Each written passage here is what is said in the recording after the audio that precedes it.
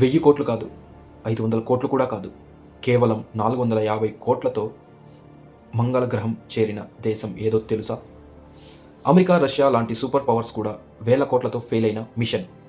కానీ భారత్ మాత్రం history create చేసింది. ఇస్రో చేసిన మంగళయాన్ మిషన్ ఖర్చు కేవలం 450 కోట్లు మాత్రమే. అంత తక్కువ బడ్జెట్తో మార్స్ ఆర్బిట్ని చేరిన ప్రపంచంలోనే మొదటి దేశం భారత్. ఇంకా షాక్ ఏంటంటే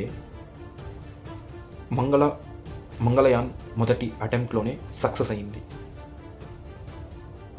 ఇది టెక్నాలజీ కాదు, ఇది భారత మేధస్సు పవర్. ఈ విషయం మీకు ముందుగానే తెలుసా లేదా ఇప్పుడే తెలుసుకున్నారా? అది కామెంట్లో చెప్పండి. ఇలాంటి ఇండియా రియల్ ఫ్యాక్ట్స్ కోసం వావ్ తెలుగుని ఫాలో అవ్వండి.